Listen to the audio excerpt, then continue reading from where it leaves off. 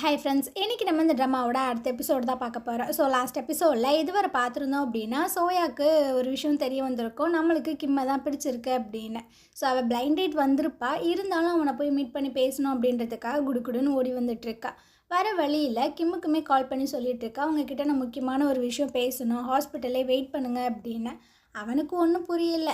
So இவளும் அடித்து பிடிச்சி அங்கே போயிட்டு சொல்ல போகிறா, அது நான் உங்ககிட்ட ஒன்று சொல்லணும் அப்படின்னு. அப்போ பார்த்தீங்கன்னா கேக்கெல்லாம் இவன்கிட்ட கொடுத்துட்டு போயிட்டுருக்காங்க. இப்போ பார்க்குறா, என்ன கேக்கு, யாருக்கு பர்த்டே அப்படின்னு. பைத்தியமே மறந்துட்டியா, உங்கள் அக்காவுக்கு தான். எங்கள் அக்கா பர்த்டேக்கு நீ கேக் வாங்கி கட் பண்ண போறியா அப்படின்ட்டு. ஆமாம், நான் அவளை பார்த்துக்கணும்ல அப்படின்ற மாதிரி சொல்லும்போது இவளோட ஹார்ட்டே பிரேக் ஆயிடுது. அடப்பாவி, உன்னை பிடிச்சிருக்கு நான் சொல்ல வந்தா, நீ எங்கள் அக்காவுக்கு கேக்கெல்லாம் வாங்கிட்டு போய் கொடுக்க போறியடா அப்படின்னு. ஆமாம், என்னமோ சொல்லணும்னு நினச்சியே, என்ன என்ன அப்படின்ற மாதிரி கேட்கும்போது அது நான் சொல்லு, என்ன காசு வேணுமா இல்லை வீக் ஆஃப் வேணுமா? சரி எடுத்துக்கோ, நான் இன்றைக்கி ரொம்ப ஹாப்பியாக இருக்கேன். இல்லை நான் லீவு கேட்க வரல. அது நான் ஒன்றும் இல்லை, நான் எல்லாத்தையுமே மறந்துட்டேன், நான் இங்கேருந்து போகிறேன் அப்படின்ட்டு பார்த்தீங்கன்னா அப்படியே சோகமாகி வந்துட்டுருக்கா. இந்த சைடு நம்ம ஹீரோயின் அப்புறம் அவங்களோட கொலீக்ஸ் எல்லாத்தையுமே காட்டுறாங்க. ஹீரோ அந்த இடத்துல காணோம், எங்கே போனா அப்படின்ற மாதிரி கேட்டுட்ருக்காங்க. இங்கே தானே இருந்தான், அதுக்குள்ளேயே எங்கே போனான் அப்படின்னு. அந்த நேரம் கிம்மு பார்த்தீங்கன்னா அந்த கேக்கெல்லாம் வாங்கிட்டு உள்ளே வந்துட்டுருக்கான். சர்ப்ரைஸ், நம்ம கேக்கெல்லாம் கட் பண்ணலாமா அப்படின்னு. ஸோ எல்லாருமே ரொம்ப ஹாப்பியாக கேக்கெல்லாம் கட் பண்ணிகிட்டு இருக்கும்போது வெளியே பார்த்தீங்கன்னா வான வெடிக்கைலாம் விட்டுட்ருக்காங்க.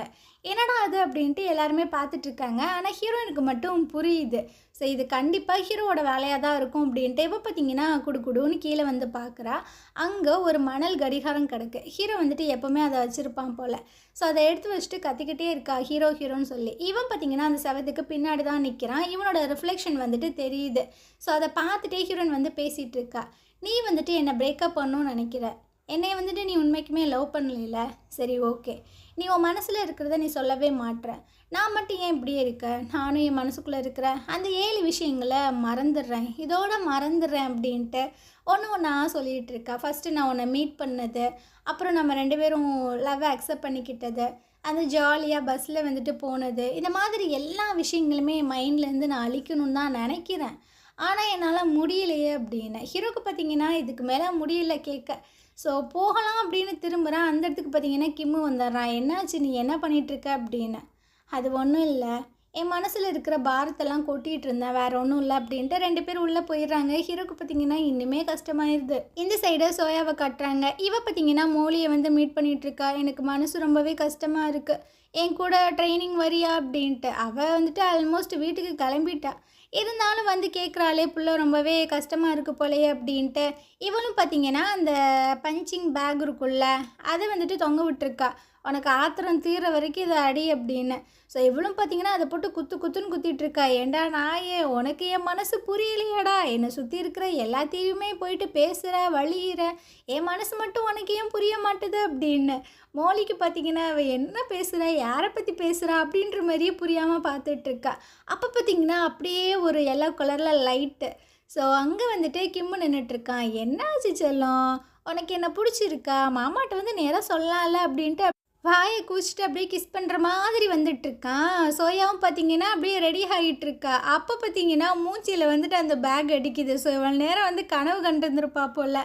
நம்ம மோலி தான் தூக்கி விட்டுட்ருக்கா. அடியே உனக்கு என்னடியே ஆச்சு அப்படின்னு. அதெல்லாம் ஒன்றும் இல்லை அப்படின்ட்டு 2 பேரும் பாரில் உட்காந்து பயங்கரமாக குடிச்சிட்ருக்காங்க. ஸோ அவள் கேட்குறா, என்னாச்சு உனக்கு, அவனை ரொம்பவே பிடிச்சிருக்கா? ஆமாம், ஆனால் அவனுக்கு தான் என் மனசு புரியல. சரி, நீ என்னை மன்னிச்சிட்டியா அப்படின்ற மாதிரி கேட்கும்போது, ஆமாம் இப்போ தான் எனக்கு புரியுது, லவ்வோட ஃபெயிலியர் எப்படி இருக்கும், அதோட வலி எப்படி இருக்கும்னு எனக்கு இப்போ தான் புரியுது. அதனால் அதெல்லாம் விடு, நம்ம ஃப்ரெண்டாகவே இருந்துக்கிறலாம் அப்படி இப்படின்லாம் சொல்லிகிட்டு இருக்கா.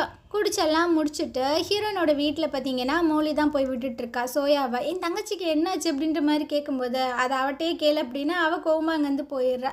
ஸோ இவளை பார்த்தீங்கன்னா உள்ளே கூட்டு இருக்கும்போது அவள் அழுகிறா. என்னை மன்னிச்சிருக்கா, என்னால் முடியலக்கா, எனக்கு ரொம்பவே கஷ்டமாக இருக்குக்கா, என்னை ஹக் பண்ணிக்கோக்கா அப்படின்னு. ஐயையோ, என்னடி ஆச்சு உனக்கு, ஏண்டி இப்படி அழுதுட்ருக்க, எல்லாம் அந்த கிம்மு பரதேசி நாயினாலதாக்கா, என் மனசையே புரிஞ்சுக்க மாட்டான், அவனை ஏண்டி சொல்கிறான், அவன் என்ன பண்ண, அவனை திட்டுனானா, என்னை திட்டலையே, என்னை மதிக்கவே மாட்டானே, என்னை புரிஞ்சுக்கவே மாட்டானே அப்படின்னு. இவளுக்கு ஒன்றுமே புரியலை. ஸோ அப்படியே லேபில் காட்டுறாங்க. எல்லோரும் பார்த்தீங்கன்னா டிஸ்கஸ் பண்ணிகிட்ருக்காங்க, அந்த வான வேடிக்கையை யார் விட்டுருப்பா அப்படின்னு. அப்போ பார்த்தீங்கன்னா கண்டுபிடிச்சிடுறாங்க, இது ஹீரோட வேலையாக தான் இருக்கும். இவனுங்க என்ன இப்படிலாம் பிரேக்கப்லாம் பண்ணக்கூடாது, இவங்க 2 பேத்தையும் நம்ம வந்துட்டு சேர்த்து வைக்கணும் அப்படின்ற மாதிரிலாம் ஒரு பிளானை போட்டுட்ருக்காங்க. ஸோ மறுநாள் காலையில் பார்த்தீங்கன்னா அந்த ரேனும் அப்புறம் அந்த க்ரஷுப்பாயும் வந்துட்டு கல்யாணம்லாம் பண்ணி அந்த சர்டிஃபிகேட்டெல்லாம் கொண்டு வந்து காமிச்சிட்ருக்காங்க.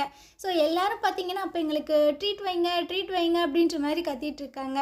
ஆனால் ஹீரோ பார்த்தீங்கன்னா நீங்கள் எல்லோரும் போங்க, எனக்கு டைம் இல்லை அப்படின்ற மாதிரி சொல்லும்போது ரேன் பார்த்தீங்கன்னா நீ வரலை, நான் வந்து இதை கிழிச்சிருவேடா அப்படின்ற மாதிரி சொல்லிட்டுருக்காங்க.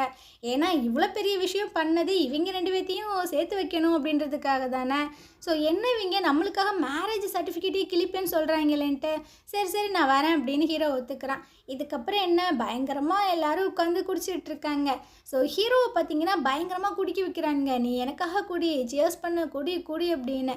ஒரு கட்டத்தில் இவன் பார்த்தீங்கன்னா பயங்கரமாக மட்டையாயிடுறானா. அப்போ ரேன் வந்து சொல்லிகிட்ருக்காங்க, இவனால் வீட்டுக்கு போக முடியாது, கீழே நான் ஒரு ரூம் வந்துட்டு புக் பண்ணியிருக்கேன், ஸோ அவனை நீ டேக் கேர் பண்ணிக்கோ அப்படின்னு ஹீரோனையும் வம்படியாக இழுத்துட்டு போயிட்டுருக்கானுங்க. இதுக்கப்புறம் தான் அங்கே இருக்கிற எல்லாரும் அப்பாடா என்னால் முடியலப்பா எவ்வளோதான் குடிக்கிறது அப்படின்ட்டு நார்மல் ஆகிட்டுருக்காங்க. ஸோ ஹீரோவை நல்லா குடிக்க வச்சு ஹீரோயினை வந்துட்டு ஃபுல்லாகவே டேக் கேர் பண்ணுறது தான் இவங்களோட பிளான் போல். ஹீரோயினும் ஒரு பையனும் தான் ஹீரோவை வந்துட்டு தூக்கிட்டு வருவாங்க. ஸோ அவன் அங்கே படுக்க வச்சுட்டு நான் போய் மெடிசன் வாங்கிட்டு வரேன்னு போயிடுறான். இதுக்கப்புறம் ஹீரோயின் பார்த்தீங்கன்னா டவலில் நல்லா தண்ணியெல்லாம் முக்கி அவனோட ஃபேஸ் எல்லாத்தையுமே க்ளீன் பண்ணிகிட்டு இருக்கா. இரு நான் தண்ணி எடுத்துகிட்டு வரேன் அப்படின்ட்டு எந்திரிக்கிறா. அப்போவும் பார்த்தீங்கன்னா அப்படியே டக்குன்னு பிடிச்சி ஹக் பண்ணிக்கிறான். என்னை விட்டு போகாத, நான் கனவுலனாச்சும் உன்னை நான் ஹக் பண்ணிக்கிறேன், இது கனவு தானே, இந்த கனவு அப்படியே முடியாமல் நீண்டுகிட்டே இருந்தால் கூட எனக்கு பரவாயில்ல, இப்படியே நம்ம 2 பேரும் ஒன்றா இருந்துடக்கூடாதா, நான் உன்னை ரொம்ப லவ் பண்ணுறேன், நான் எப்படி உன்னை மறப்பேன், என்னால் உன்னை மறக்கவே முடியாது அப்படின்ட்டு இவன் பார்த்திங்கன்னா ஏதேதோ புலம்பிகிட்ருக்கான். ஸோ ஹீரோயினுக்கு அழுகையாக தான் வந்துட்டுருக்கு. ஸோ அவளும் பார்த்திங்கன்னா அப்படியே ஹீரோ கூடயே அங்கே தூங்கிடுறா. ஹீரோவும் முழிச்சு பார்க்குறான் கொஞ்சம் நேரம் கழிச்சு, ரொம்ப கஷ்டமாக தான் இருக்குது, ஹீரோனை நம்ம ரொம்பவே ஹர்ட் பண்ணுறோமோ அப்படின்னு. ஸோ அப்படியே மறுநாள் காலையில் ஆகுது. ஹீரோயின் பார்த்தீங்கன்னா கண் முழிச்சு பார்க்குறா. ஹீரோ ரொம்பவே அழகாக தூங்கிட்டு இருக்கான். அப்படியே அவனோட கன்னத்தை டச் பண்ணலாமான்னு போகிறா. அப்போ ஹீரோ பார்த்தீங்கன்னா மாயான்னு புலம்ப. அவ்வளோதான், ஹீரோயினுக்கு ஹார்ட்டே உடஞ்சிருது. அட பாவி, இன்னி வரைக்குமே நீ உன்னோட எக்ஸை தான் நினச்சிட்ருக்கியா அப்படின்னு அவள் பார்த்தீங்கன்னா அங்கேருந்து கிளம்பி போயிடுறா. இவள் போய் கதவை அடைச்சதுக்கப்புறமா ஹீரோ பார்த்தீங்கன்னா கண் முழிச்சு பார்க்குறான். வேணுக்குனுமே இந்த நாய் வந்துட்டு மாயாவோட பேரை சொல்லியிருந்திருப்பாங்க போல். ஒரு நாள் காலையில் ஹீரோனுக்கு பார்த்தீங்கன்னா ஒரு ஃபோன் கால் வருது, வாங்க இந்த மாதிரி மயக்கம் போட்டு விழுந்துட்டாரு, ஹாஸ்பிட்டலில் அட்மிட் பண்ணியிருக்கோம் அப்படின்னு. ஸோ ஹீரோயின் அப்புறம் சன் இவங்க 2 பேரும் அடிச்சு பிடிச்சி ஓடிட்டுருக்காங்க. அங்கே வாங்கோட ஒய்ஃப் பார்த்தீங்கன்னா பயங்கரமாக அழுதுட்டுருக்காங்க. ஸோ உள்ளே வாங்க செக் பண்ணிவிட்டு நம்ம கிம்மும் அப்புறம் அவங்களோட ஹெட்டும் வந்து சொல்லிட்டுருக்காங்க, அவர் ஓகே தான், பட் அவர் எப்போ கண் முழிப்பார் அப்படின்றத எங்களால் சொல்ல முடியாது அப்படின்னு. இவங்களுக்கும் என்ன பண்ணுறதுனே தெரியல. இந்த சைடை சோயா அப்புறம் மோலி இவங்க 2 பேர்த்தையும் காட்டுறாங்க. சோயா வந்து கூப்பிட்டுட்ருக்கா, நீ எங்கள் வீட்டுக்கு வா, நம்ம 2 பேரும் அங்கே போய் சாப்பிட்லாம் அப்படின்னு. ஆனால் இவள் வரமாட்றா. இல்லை பக்கத்தில் எங்கேயாவது போகலாம், எனக்கு கொஞ்சம் டயர்டாக இருக்கா அப்படி இப்படின்னு. ஆனால் சோயா பார்த்தீங்கன்னா கேட்கவே மாட்றா. அதே சமயம் ஹீரோயினை லேபில் காட்டுறாங்க. இவங்களோட ஹெட் குவார்ட்டர்ஸ்லேருந்து ஆட்கள்லாம் வந்திருக்காங்க. ஸோ வாங்க வந்து இப்போ மயக்கம் போட்டு இருக்கார். இப்போ நீங்கள் என்ன பண்ண போகிறீங்க, அந்த ப்ராஜெக்டை அந்த டைம்க்குலாம் நீங்கள் சப்மிட் பண்ணுங்க, இல்லைன்னா இந்த டீமே நாங்கள் எக்ஸ்பெண்ட் பண்ணிடுவோம் அப்படின்ட்டு. ஸோ ஹீரோயினுக்கு தான் ரொம்பவே ப்ரெஷர் ஜாஸ்தியாக இருக்குது. அந்த சைடு சோயா அப்புறம் மோலி அவங்க அம்மா 3 பேர் உட்காந்து சாப்பிட்டுட்ருக்காங்க. சாப்பிட்டெல்லாம் முடிச்சுட்டு சோயா பார்த்திங்கன்னா அவளோட ரூமுக்கு கூப்பிட்டு வந்திருக்கா. அப்போ அவங்க அம்மா வந்து சோயாவை வெளியே அமுச்சு விட்றாங்க, கொஞ்சம் திங்ஸ் எல்லாம் வாங்கிட்டு வா அப்படின்னு. அவள் அங்கேருந்து போனதுக்கு அப்புறமா இவங்க மோலிக்கிட்ட சில விஷயங்களை பேசிகிட்டு இருக்காங்க. எங்கள் ஃபேமிலிக்குன்னு கொஞ்சம் ஸ்டேட்டஸ் எல்லாம் இருக்குமா, நீ வந்து படிக்கவும் இல்லை எதுவுமே இல்லை, என் பொண்ணு வந்து டாக்டரு, ஒன்று மாதிரி பொண்ணுங்க எல்லாமே என்னோடய பொண்ணுக்கிட்ட எதுக்காக ஃப்ரெண்ட்ஷிப் வச்சுப்பாங்க தெரியுமா, காசுக்காக, ஏதாவது ஒரு விஷயத்த சாதிக்கணும் அப்படின்றதுக்காக. ஸோ நாங்களும் யாரையும் போய் வலுக்கட்டாயப்படுத்தி ஃப்ரெண்ட்ஷிப்பாக இருக்கவும் மாட்டோம், அதே மாதிரி எங்களையும் யாருமே பண்ணக்கூடாதுன்னு நினைக்கிறோம் அப்படின்ட்டு. மோலிக்கு பார்த்திங்கன்னா புரியுது, இன்டைரக்டாக இந்த அம்மா இதுக்கப்புறம் வீட்டுக்கெல்லாம் வரக்கூடாதுன்னு சொல்லுது அப்படின்னு. இல்லை அவள் தான் என்னை வலுக்கட்டாயமாக கூட்டிகிட்டு வந்தா, நெக்ஸ்ட் டைம் கூப்பிட்டா அப்படின்னா நான் கண்டிப்பாக வரமாட்டேன் அப்படின்ற மாதிரி சொல்கிறா. ஸோ அந்த அம்மாவை அங்கேருந்து போகும்போது அதுக்கு ஒரு மாதிரி கியர் ஆகி அப்படியே மயக்கம் போட்டே விழுந்துருது. இவளுக்கும் என்ன பண்ணுறதுனே தெரில. ஆம்புலன்ஸுக்கு கால் பண்ணி சொல்லிகிட்டு இருக்கா. இப்போ சோயாவும் பார்த்தீங்கன்னா வீட்டுக்கு வந்துடுறா. ஐயோ எங்கள் அம்மாவுக்கு என்னாச்சு அப்படின்ட்டு. உங்கள் அம்மாவுக்கு வேறு ஏதாவது ப்ராப்ளம் இருக்கா அப்படின்ற மாதிரி கேட்கும்போது, இல்லையே எங்கள் அம்மா என்கிட்ட எதுவுமே சொன்னது இல்லையே அப்படின்னு. உங்கள் அம்மா ரூம் எங்கே இருக்குது அப்படின்னு. பார்த்தீங்கன்னா அவங்க ரூமில் போய்ட்டு தேடிட்டு இருக்கா. 2 டேப்லெட் இருக்குது. ஸோ அதையுமே எடுத்துகிட்டு வந்துட்டுருக்கா. இங்கே பாரு இதுதான் இருந்துச்சு அப்படின்னு. ஸோ இதுக்கப்புறம் அவங்க அம்மாவை ஹாஸ்பிட்டலில் அட்மிட் பண்ணிடுறாங்க. கொஞ்சம் நேரம் கழித்து அவங்களுமே கண் முழிச்சிடுறாங்க. அம்மா கண் முழிச்சிட்டிங்களா? உங்களுக்கு ஹைப்பர் டென்ஷன் இருக்குது அப்படின்றத நீங்கள் ஏன் என்கிட்ட சொல்லலை? நீ எங்கடி என்கிட்ட கேட்குற? என்கிட்ட எங்கடி நீ பேசுகிற அப்படின்ட்டு. சரி நீங்கள் மூலிகிட்ட தேங்க்ஸ் சொல்லுங்கள், அவள் தான் உங்களோட லைஃப்பையே சேவ் பண்ணியிருக்கா அப்படின்னு. இந்த அம்மாவுக்கு பார்த்தீங்கன்னா கொஞ்சம் நேரத்துக்கு முன்னாடி தான் ரொம்ப ஓவராக பேசியிருந்திருக்கோம். இருந்தாலும் தேங்க்ஸ் எல்லாம் சொல்லிகிட்டு இருக்கு. இந்த சைடு லேபில் பார்த்தீங்கன்னா எல்லோரும் பேசிகிட்டு இருக்காங்க. ஹீரோனுக்கு தான் ரொம்பவே கஷ்டமாக இருக்கும் இந்த சிச்சுவேஷன். எப்படி தான் இந்த ஃபார்முலாவை நம்ம மேக் பண்ண போகிறோன்னு தெரிலையே அப்படின்னு. அப்படியே ஹீரோ பார்த்தீங்கன்னா ஹீரோனை பார்க்குறான். ரொம்பவே டயர்டாக அப்படியே தூங்கிட்டு இருக்கா. ரொம்ப கஷ்டமாக இருக்குது இவனுக்கு. ஸோ அவனோட கோட்டை எடுத்துகிட்டு போயிட்டு அப்படியே போற்றி விட போகிறான்னா அப்போ ஹீரோன் வந்து கண் முழிச்சிடுறா. என்ன பண்ணுற அப்படின்னு. எங்கே பாரு என்னோட தப்பு தான், நான் தானே உன்னை பிரேக்கப் பண்ணேன். என் மேலே கோவம் இருந்துச்சு அப்படின்னா என்னை அடிச்சிரு, இல்லைன்னா திட்டிரு, இப்படி மட்டும் இருக்காத அப்படின்னு. பார்த்தீங்கன்னா சிரிக்கிறா. என்ன நினச்சிட்ருக்க? நீ என்னை பிரேக்கப் பண்ணிட்ட, அந்த சோகத்தில் நான் இந்த மாதிரிலாம் இருக்கேன்னு நினைக்கிறியா? கிடையாது. நீ என்னை வேணான்னு சொன்ன, அந்த ரீசனை நான் அக்செப்ட் பண்ணிட்டேன்.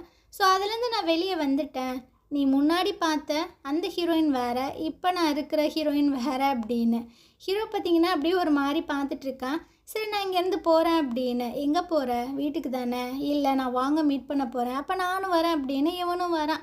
அந்த அம்மா பார்த்தீங்கன்னா ஒவ்வொன்றும் பறி வச்சுட்ருக்கு. நான் எவ்வளோ டைம் சொன்னேன்னு தெரியுமா? ஓவர் டைம்லாம் ஒர்க் பண்ணாதீங்கன்னு. என் பேச்சை கேட்கவே இல்லை. இவர் அடிக்கடி என்கிட்ட ஒரு விஷயம் சொல்லிகிட்டே இருப்பார். நாங்கள் எங்கள் இன்ஸ்டியூட்டில் உருவாக்குற அந்த மருந்து நம்ம சைனாக்கே பெருமை சேர்க்கும், அதோட பிராண்டாக தான் நாங்கள் உருவாக்க போகிறோம் அப்படி இப்படின்னு. ஆனால் இப்போது யார் அது எல்லாத்தையுமே பார்த்துப்பா அப்படின்னு அவங்க ரொம்ப ஃபீல் பண்ணுறாங்க. ஹீரோனும் சொல்லிகிட்ருக்கா. நீங்கள் என்ன சொல்ல வரீங்க அப்படின்றது எனக்கு புரியுது. கூடிய சீக்கிரம் அவர் கண் முழிச்சிருவார். ஸோ நீங்கள் ஃபீல் பண்ணாதீங்க அப்படின்னு. 2 பேரும் அப்படியே பேசிகிட்டே வந்துட்டுருக்காங்களா. அப்போ ஹீரோ வந்து கேட்குறான், ஒரு வேளை இந்த பிளான்மோ வந்து ஃபெயில் ஆயிடுச்சு அப்படின்னா நீ என்ன பண்ணுவ அப்படின்னு. நான் ஃபெயிலாக விட மாட்டேன், கண்டிப்பாக விட மாட்டேன். என்னால் முடிஞ்ச எல்லா விஷயத்தையுமே பண்ணுவேன். ஏன்னா இந்த பிளான் தான் எனக்கு எல்லாத்தையுமே திருப்பி கொடுத்துச்சு. ஸோ என்னோடய லைஃப் எல்லாத்தையுமே இதில் நான் அர்ப்பணிச்சு என்னால் முடிஞ்ச விஷயங்கள் எல்லாத்தையுமே பண்ணுவேன் அப்படின்னு. ஹீரோக்கு பார்த்தீங்கன்னா என்ன பண்ணுறதுனே தெரில. என்னடா இவ இப்படி சொல்கிறாளே அப்படின்ட்டு.